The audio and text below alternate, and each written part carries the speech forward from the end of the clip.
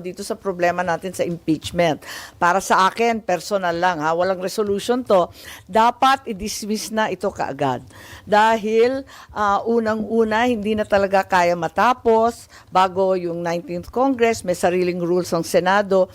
Pero, ang totoo, I have very serious concerns about the validity of the impeachment complaint arriving here in the Senate.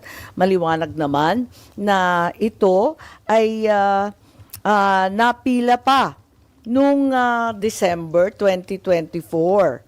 Pagkatapos nun, a second impeachment complaint later in December, 4 December, was also endorsed and filed in the lower house. A third impeachment complaint was also filed on the 19th.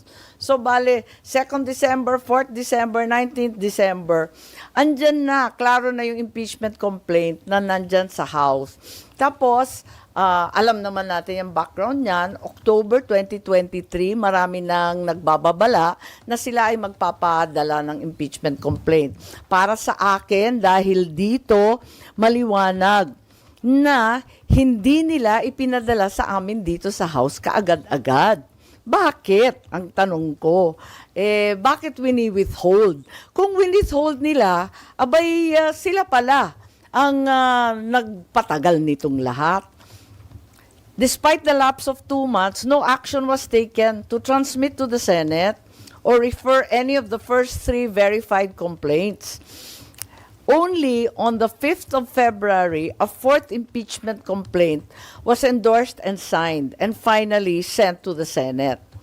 So, para sa akin, kinakailangan alamin kung tama rin ang ginawa ng Kongreso. Sinasabi nila dinelay ng Senado. Ang akin, teka muna, sino ba talaga ang nag-delay niyan? At ngayon, violative na of the 1-year ban on filing impeachments. Ma'am, do you think it will cross over to the 20th Congress? Hindi nga ako naniniwala dyan kasi may ruling naman, may rules ang Senado. All pending matters and proceedings shall terminate upon the expiration of 1 Congress, may be taken up by the succeeding Congress as if presented for the first time. Klaro naman sa atin, kapag nagtapos sa June 11, ang 19th Congress, dapat mag-file ulit ang House of Representatives ng panibagong articles of impeachment. Tulad ng lahat ng ating mga batas, umaabot ng third reading, pag kinapos ang oras, back to square one. Ma'am, anong sagot nyo dun sa mga sa UP Law faculty, I think Senator De Lima, Senator Rilon, all of these other people who are insisting that you should conduct the trial in accordance with the Constitution dahil nga sabi forthwith? Palagay ko, mas importante sa iisang salita na forthwith, ang malawakang kapangyarihan na binibigay ng ating saligang batas sa Senado.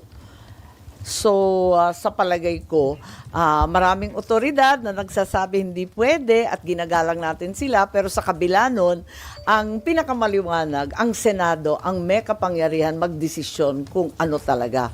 Para sa akin, kaduda-duda ang validity, ang tamang pagpadala at endorsement ng Congress. So, depende yan.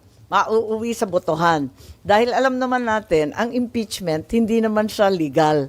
It is a fundamentally political process. And it is an effort by politicians to find accountability, di ba? Kaya, ayun, ang kapangyarihan nasa kamay talaga ng Senado. Ma'am, sabi nyo, dapat ma-dismiss na agad itong impeachment. Paano at kailan? Kasi on June 11, nakaschedule kayo para dun sa presentation ng articles of impeachment at pag-convene ng impeachment court. Ibig sabihin, para sa inyo, hindi na dapat umabot sa punto na yon, dapat i-dismiss na agad? Para sa akin, wala na talagang panahon para sa trial. Dapat ibasura na kung gusto talaga ng House of Representatives, wala namang problema. Pwede silang magpila ulit, subject to the 1-year ban. That seems very, very clear to me. So, anong mangyayari, ma'am? May magmo-motion bago yung June 11? Hindi ko alam. Naki-SP yun. I think he's been interviewed extensively and has spoken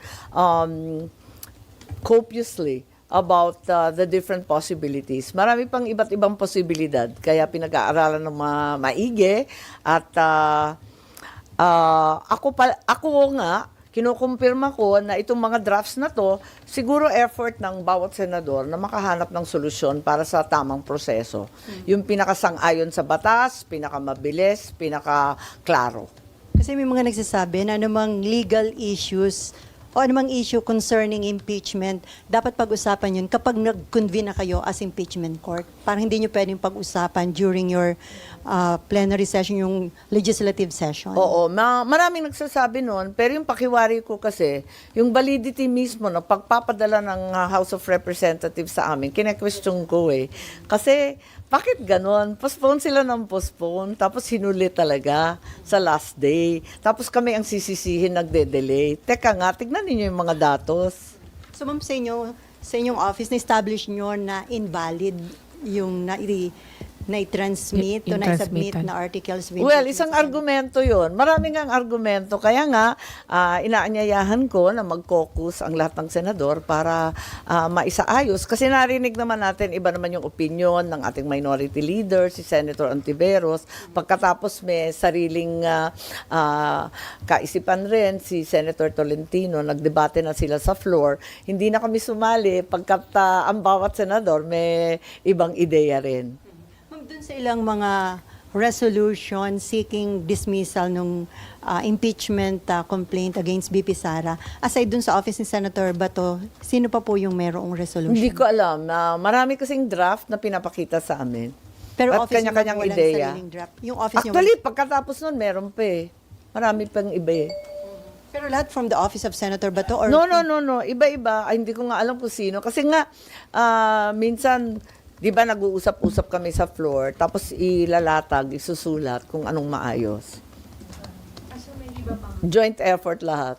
May iba pa pala, Sen? Ay, oo, Ilan marami na yung na. nakita nyo? Yung linabas sa media, parang ikatlo na yata yun. Tapos mula noon, meron pa akong nakitang iba. Dalawa pa yata. Ma'am? So may 5 kayo, ma'am, na Ha? nakita? There are at Hindi least ko na 5. maalala. Hindi ko na maalala. Kasi yung iba bahagya lang, di ba, nag-e-effort mag-draft. Ganyan naman talaga ang lawmaking. Pero ma'am, sinong Ay, sige. Sorry. So parang, Sen, sabi nyo, Group effort.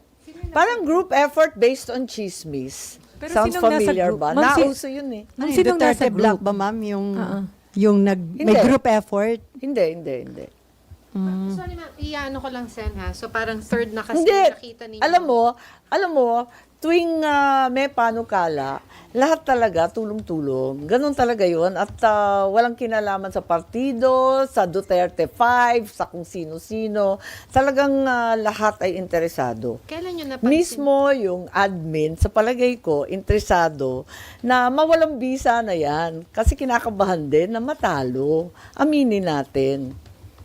So hindi lang po mga Hindi. opo, pero pati mga taga-admin ayaw nang maituloy to, Sen. Kaya kasama sila dun sa Yun lang ang nagda-draft ng duda. mga reso. Yun lang ang suspecha ko.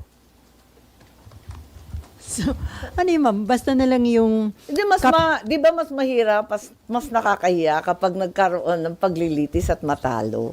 Kaya siguro may iba iniiwasan na rin. So, ma'am, ba't maraming draft resolution? Kasi... Lahat hindi sila- naghahanap ng solusyon kung paano gagawin to, kung papatawirin hanggang sa 20th Congress, kung magkukumpuni ng impeachment court, kung iiwasan na yon, i-dismiss outright, kung ano ang ibig sabihin ng forthwith, at kung talagang nag-delay yung Congress at violation na ito ng 1-year ban. Lahat kami talagang naghahanap ng solusyon. Nakakasunog na ng kilay ito gabi-gabi, sa totoo lang. So- Walang maliwanag kasi yun nga, tulad ng sinabi ko kanina, the reality is the Constitution gives the Senate great breadth and leeway to formulate its own rules in what is essentially an exercise in political accountability. Hence, it's but right that the politicians and those elected by the people formulate their own rules and pass judgment. Ma'am, ba't yung mga nakikita namin na copy o draft ng resolution, walang nakalagay sino yung author o nag-introduce dahil hindi pa confident yung... Hindi, I think nakita naman at pinakita dun sa metadata, COS ni Senator Bato yung pinakita. Pero doon sa nag-introduce or author, walang pangalan. No, but it's very clear. It's the COS of Attorney Joanne, yung COS ni Senator Bato. At sinabi niya nang galing sa office niya. So, Sen, you mean, Palagay ko wala namang masama doon. Lahat talaga nag-e-effort na maghanap ng liwanag sa dilim.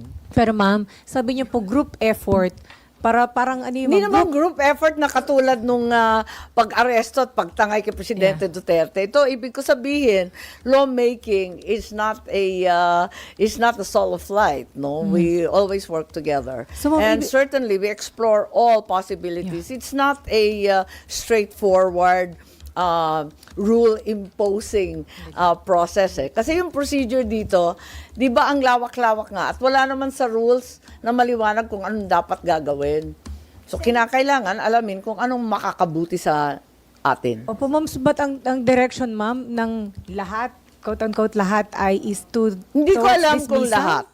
Hindi ko alam kung lahat. Ang akin lamang, ang duda ko, hindi lamang ang sinasabi o tinatawag na mga Duterte ang interesado sa pag-dismiss. Ang pakiramdam ko, mismo ang administrasyon ay may mga grupo na nagsasabi na wag nang ituloy at baka mapahiya lang sa numero. So ma'am, ang hinahanap ngayon ay yung remedyo or sabi niyo nga, I mean, Solusyon. solusyon para Yeah, hindi, I mean, para walang solusyon. mapapahiya sa Ewan ko situation.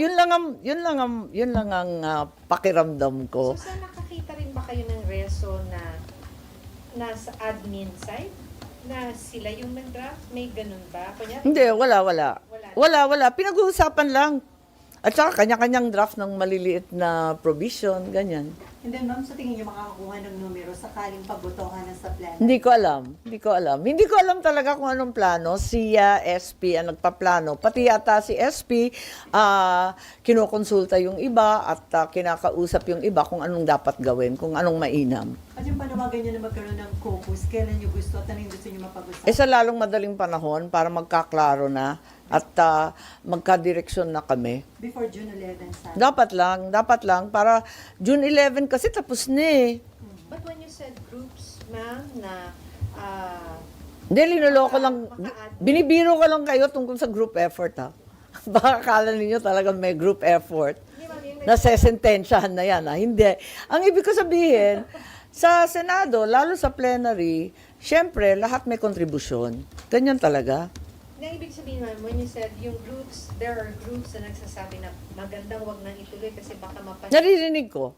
Are we talking about groups in the Senate? In the Senate and outside the Senate.